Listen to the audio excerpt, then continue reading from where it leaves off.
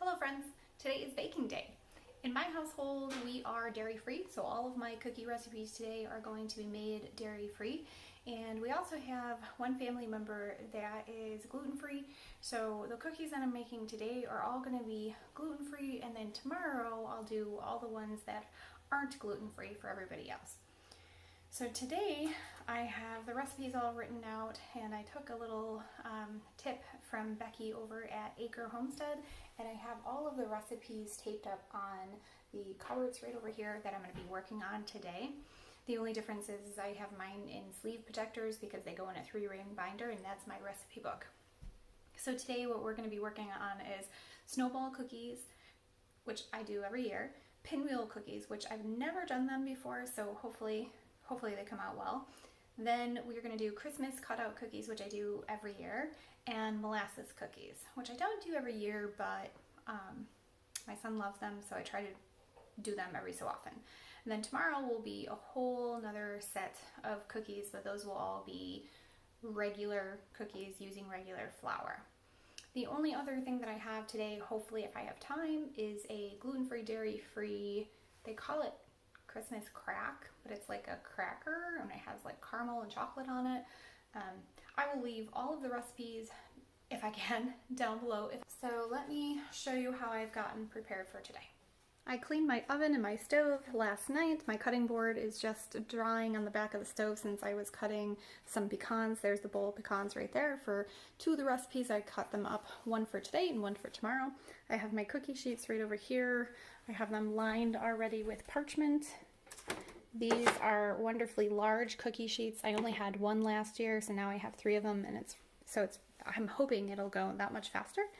I have my mixing spoons and cups right over there, and my mixer all set, and here are the recipes all lined up. Like I said, I will try to link all of those below.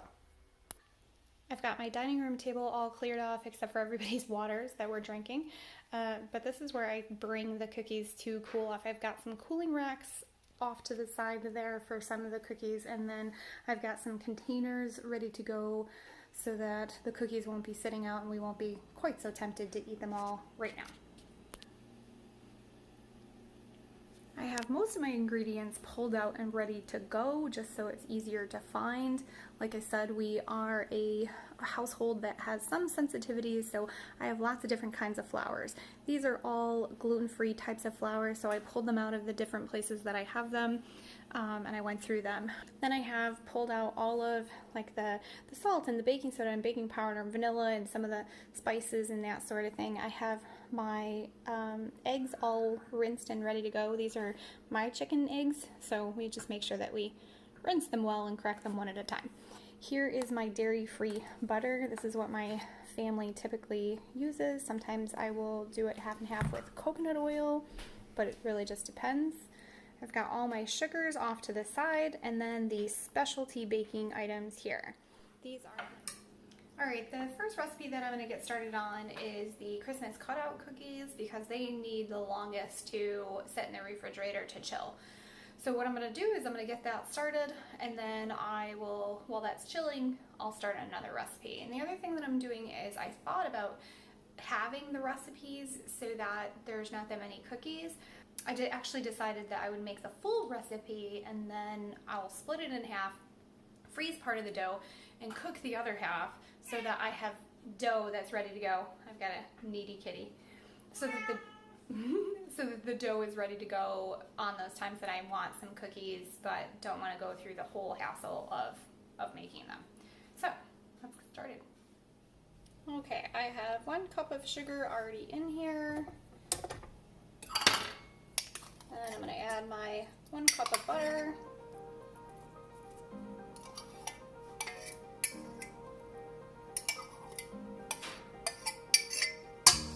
And then I'm going to cream those 2 together.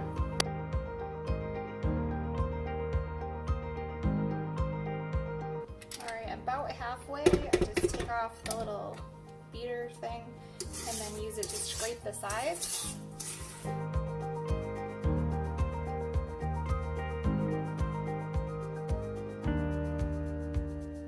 Alright, I'm going to add my vanilla It's supposed to be 1.5 teaspoons, 1/4 teaspoon of salt. That looks good. 1/4 teaspoon of cinnamon. I'm also not going to measure the cinnamon. I use this beautiful egg. Look at that. Isn't that pretty? This is from my French Black Copper Morans. Such a pretty egg. I'm going to crack it into a bowl first just to make sure that the egg is fine. Yep.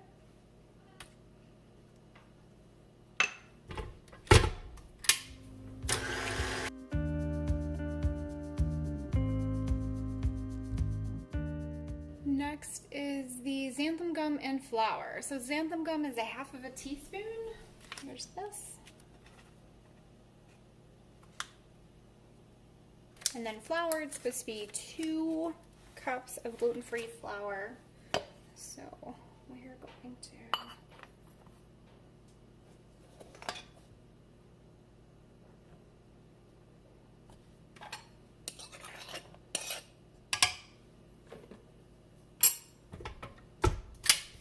I'm going to do 1 cup at a time.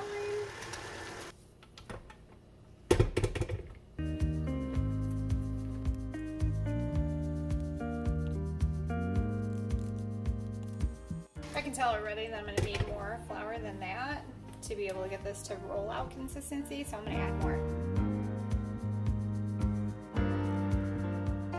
Alright, I added almost an entire cup more of flour, so that's a lot more than what I would usually do. So I must have had a little bit more butter than what I should have. This is pretty much the consistency now that I'm looking for. It's soft but not terribly sticky. It'll hold its shape. So I'm going to take this out and put half in a bag to freeze for later, and I'll label it gluten-free sugar cookie dough, and then I will put the other half in the refrigerator to get chilling.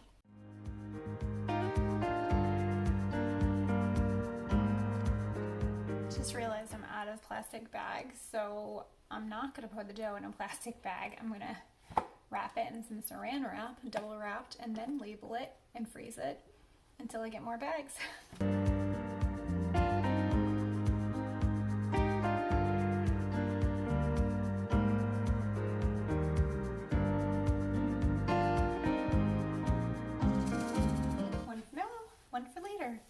We'll be right back. I'm going to clean up the rest of this and then we'll get going on the other dough. Okay, so our next cookie dough is gluten-free molasses cookies. This one requires a lot of specialty flours just to make the right consistency. So it's just a mixture of different gluten-free flours. 1 cup of oat flour. 3/4 cup of sweet white rice flour. Say that 12 times fast.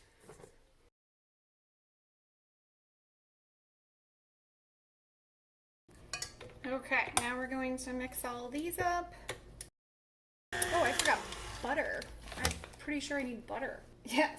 Okay, so I'm supposed to have 4 ounces of butter. This isn't melted, it's just warm. This dairy-free butter gets really soft really quickly, so I'm not even going to put it in the microwave to warm it or melt it. It's kind of going to just soften on its own without much help from me.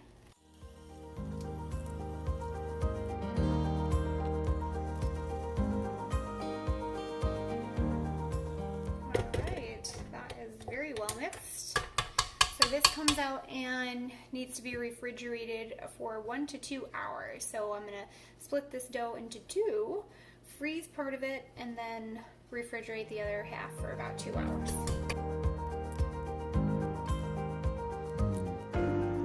This one's getting frozen for later.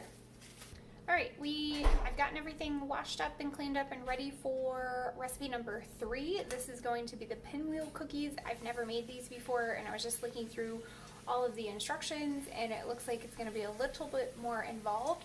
So, but the good thing is after this one is the Snowball Cookies, and they're very easy. And then the Christmas crack, which should also be easy. And then probably after lunch, I can start rolling cookies out and baking them. So let's get to this one. It's got a lot of specialty ingredients for a gluten-free recipe, and then it's also pretty involved. So let's get started. 1 cup of white rice flour, 2/3 cup of potato starch, not potato flour, 1/4 cup of sweet white rice flour, 1 teaspoon of xanthan gum, half a teaspoon of baking powder, 1/4 teaspoon of salt. Next is 2/3 cup of confectioner's sugar. I have all of these half open bags from doing gingerbread houses, so I'm going to use those up. There's 1/3 and 2/3. 1/4 cup of granulated sugar. Okay, here's where we have to stop and mix up the dry ingredients that we already have before we add in the egg and I think butter. Okay, the recipe does say to switch to the paddle attachment, so I'll be switching now once I add the butter. I need 1 large egg and 1 cup of butter. Here's my egg. It's like a light brown color. This one was from one of my lavender Orpingtons. And 1 cup of butter. This is dairy-free butter. Anyway.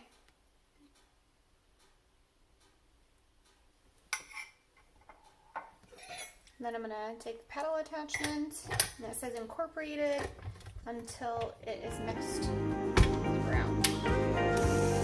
I was supposed to beat the egg before I dumped it in.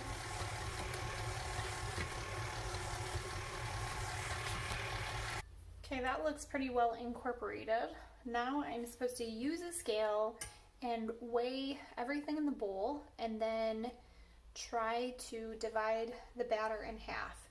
It says, or you can eyeball it, but try to be accurate. And then what I'm going to do is divide half of it, and to the half that's still in the bowl, I add extract.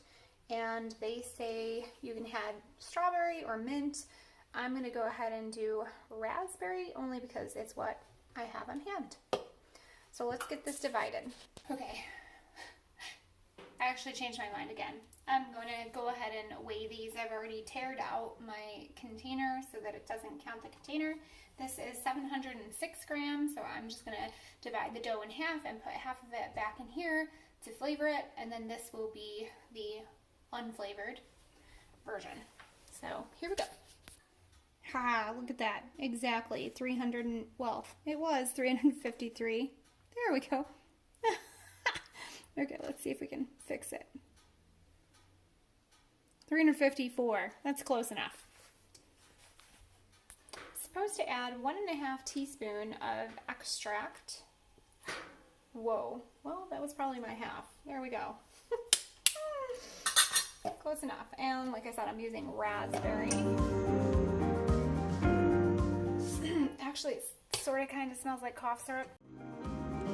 Now I add food coloring to this one. They have in the photo, it's green and white pinwheels, but since I'm doing raspberry, I think I'm going to do like a red. I have these natural food dyes. The red never comes out red. It's more like a pink, but that's okay. Yep, that's quite pink, but it'll be pretty. Okay, now I'm supposed to roll out each color of dough into a rectangle about 1/4 inch thick, and it suggests using wax paper to help you roll it because it is very, very sticky. So I'm going to try to do that, and we'll see what happens. Okay, here's what I got. It's definitely not 9 by 11, but it's somewhat of an oval, and it's about 1/4 inch thick. So I noticed that it is very sticky, but if you kind of like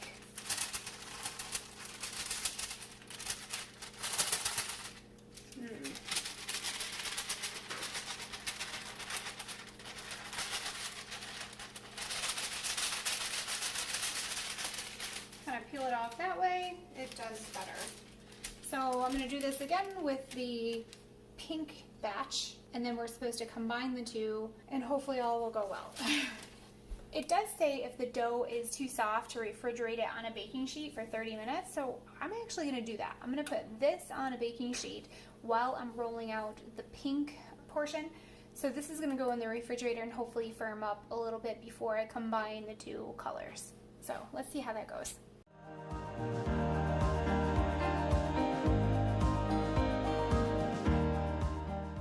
but I'm also gonna refrigerate this one. All right, well, those two colors are in the refrigerator, just kind of chilling, hopefully firming up a little bit.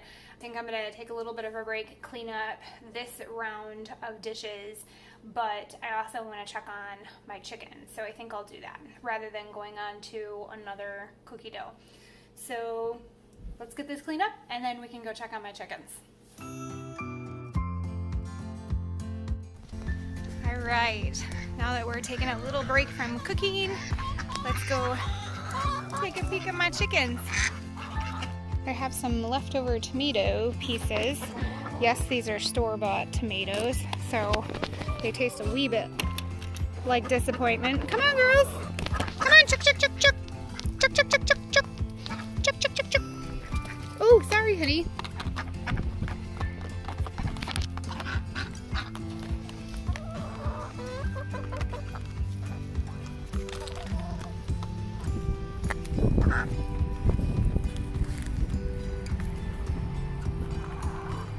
Duckies, you don't like tomatoes.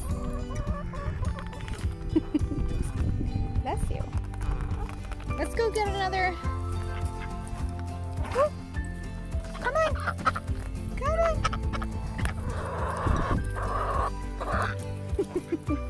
You're gonna trip me.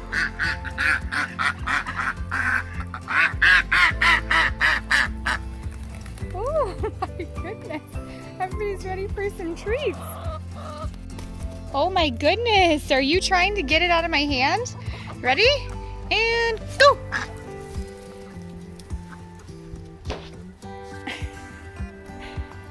Even the ducks like the mealworms.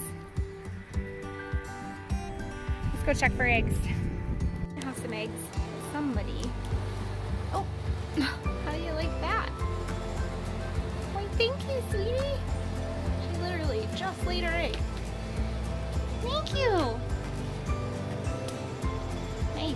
It's currently, I think, 24 degrees outside, so it's a little bit warmer in here. Not a whole lot. Thank you! Nice!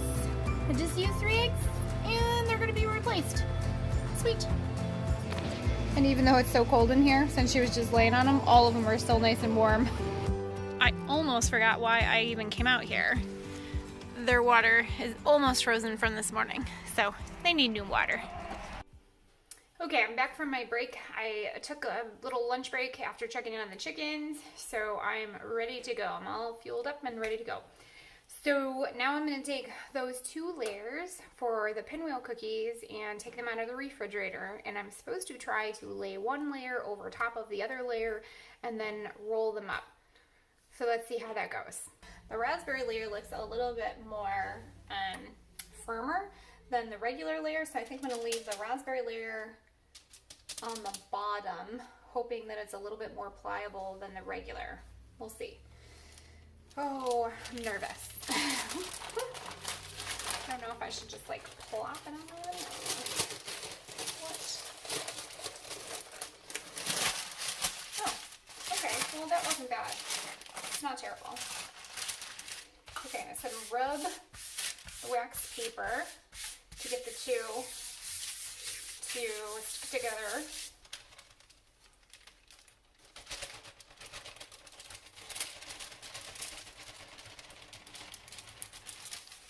Okay, now it says, carefully roll the dough up along the long side. So this is the long side, similar to a cinnamon roll. Let's try this.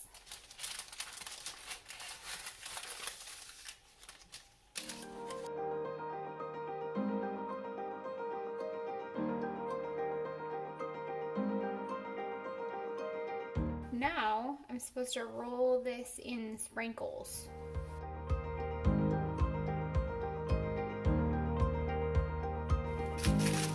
How do I get him on the other side?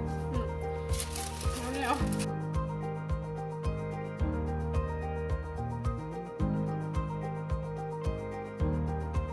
I'm gonna cut it, freeze half, and put the other half back in the refrigerator before I cut it into slices. So let's do that.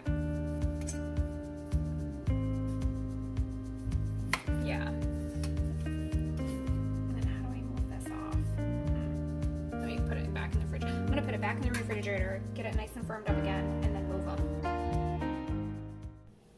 Here's my 1 cup of butter, 1 teaspoon of vanilla, which I'm not measuring, I'm just gonna pour it in. Half a cup of powdered sugar, and then more for rolling the cookies in. 2 1/4 cup of gluten-free flour. 1, 2, and 1/4. 1 teaspoon of xanthan gum. Okay, mix all that together. All right, this is what it looks like. It's a bit crumbly. Let's see. Yep, it'll stay together though. All right, and then we have 1 cup of chopped pecans. And then we mix that in by hand. All right, here is what our cookie dough looks like. The next part is we roll these little cookies out into balls, or you can use a cookie scoop to kind of make the shape that you want, and then go through and hand roll them so that they're perfect.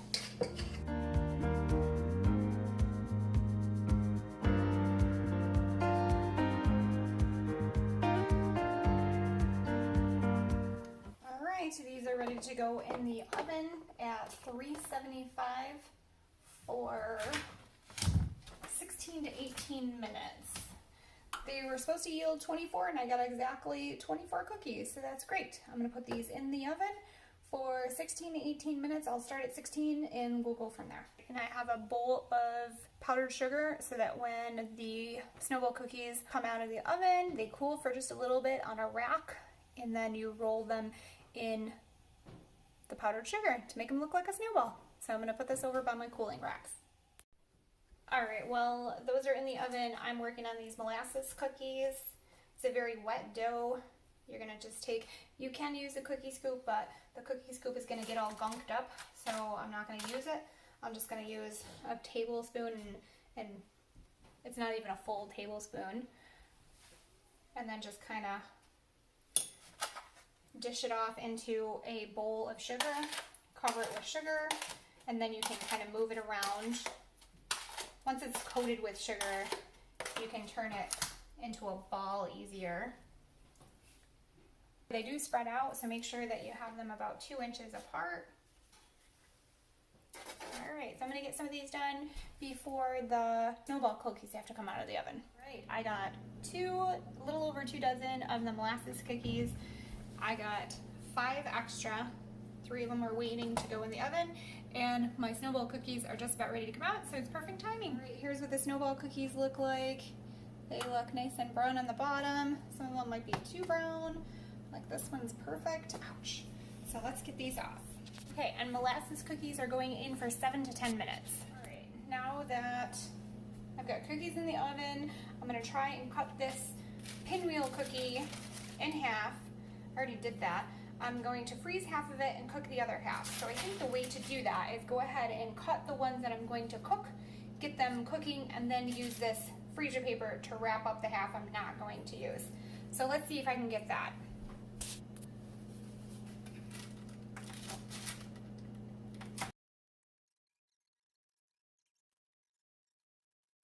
This is such a fiddly recipe. I really hope they come out okay, or else I'm definitely not making them again. Yeah, you can't even see the swirl. That's great. Well, this is what happens when you try a new recipe, right? Sometimes it works, sometimes it doesn't.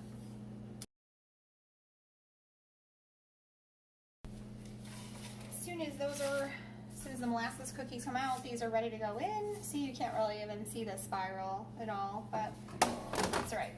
They still be cookies. Right, here's the molasses cookies. They look and smell amazing. So I'm gonna get these off let them cool just a little bit, and then take them off and put them on a cooling racks. Okay, second pan of molasses cookies just came out. The pinwheel cookies just went in for 13 to 15 minutes. They're probably gonna take a lot on the longer side just because they were very thick. I cut them thick, so we'll see. All right, well, the pinwheel cookies are in the oven and the molasses cookies are cooling a little bit on their trays because they need to cool down before you take them off, or they just kind of crumble. we are going to dip these little guys in sugar, and this is what they come out looking like. Sorry about the sun in the background, but that's what they're gonna look like. So just move them around, and that's it. They're still a little bit warm, so the powdered sugar is sticking to them really nice. The molasses cookies and the snowballs are done. The pinwheels are still in the oven with just a few more minutes to go, about 3 minutes. And I've got 3 tiny little molasses cookies left to go in the oven. And while I'm waiting for that, I'm gonna get started on the sugar cookie dough. So I cleaned off the counter that's directly in front of me, and that's where I'm gonna be rolling out the dough for Christmas cookie cutouts. So let's get started.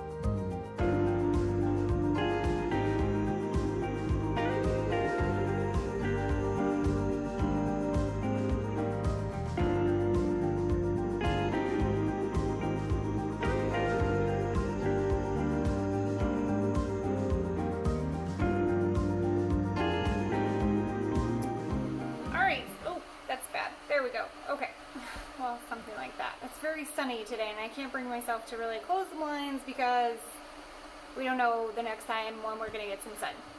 Anyway, so the Christmas cutout cookies are done. They just need to be frosted.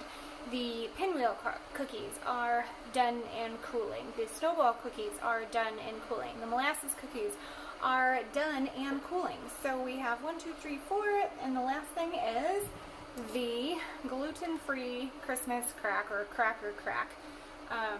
Ultimate, they call it the ultimate Christmas crack recipe, paleo and gluten-free, whatever.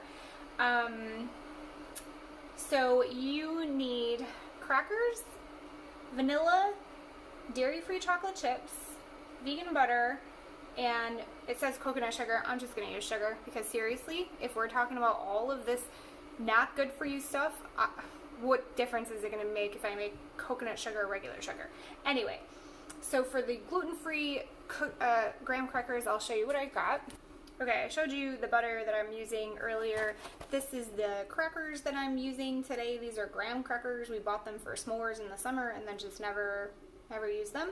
So I'm going to use these today. Oops, that's the last molasses. And I'm going to use these vegan chocolate chips. These are Wegmans brand, I think. Yes. This is what the package looks like, and it even says at the top, it has the little cheat sheets, the little vegan, lactose-free, and gluten-free. So that's what I'm going to be using.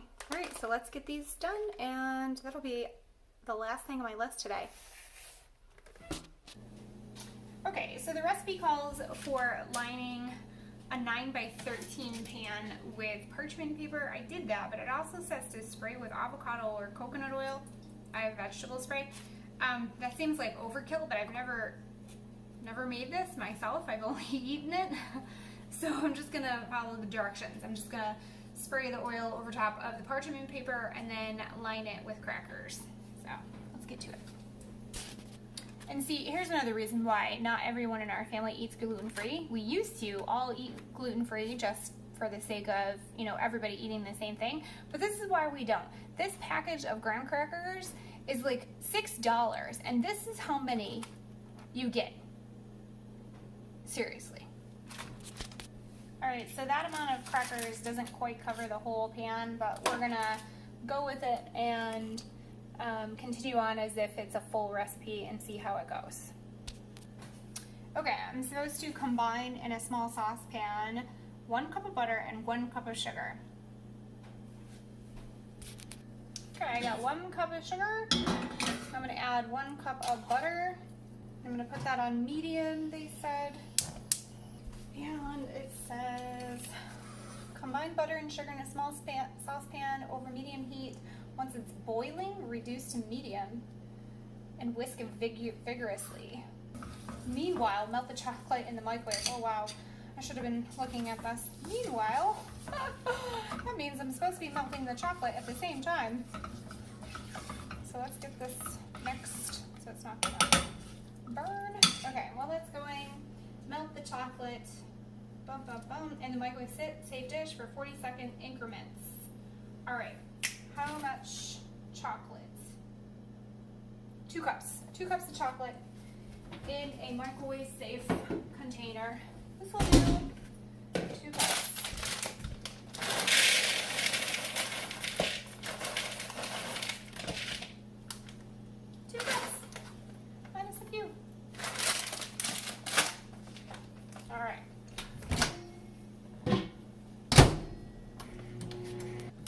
Okay, this looks like it's boiling to me. See? So I'm supposed to turn it down to medium-low. Okay, I think this is as caramely colored as I'm going to be able to get with my butter. So, I don't know if that's supposed to happen.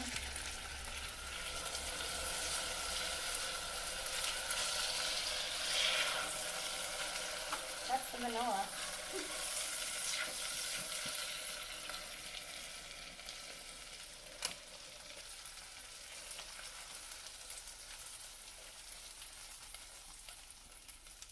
Honestly, this looks absolutely gross.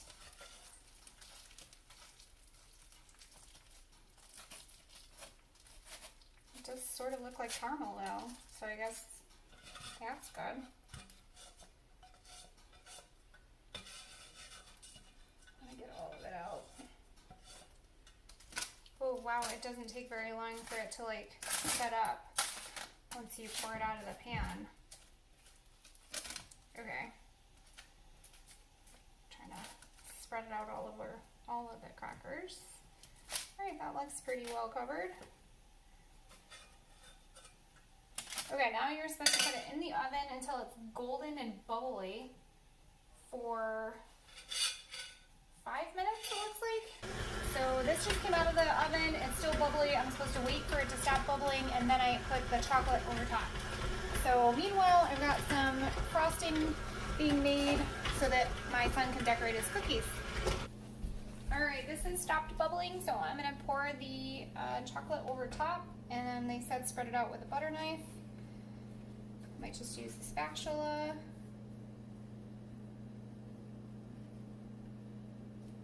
I ended up getting a gob of it. It looks how it's supposed to. So hopefully it'll taste like how it's supposed to.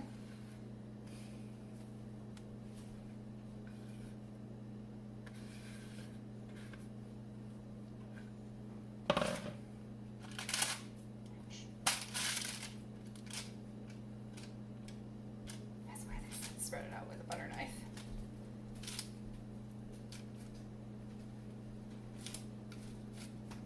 Smells good. Okay, this is supposed to set up for at least 6 hours, it says, for the best consistency, but it does say it's best if it's overnight. So, we might not be taste testing this until tomorrow. Let's see. That is gluten-free, dairy-free Christmas crack. It doesn't look too appetizing right now. I'll leave it a bit, but I'll bet it'll be great tomorrow. All right.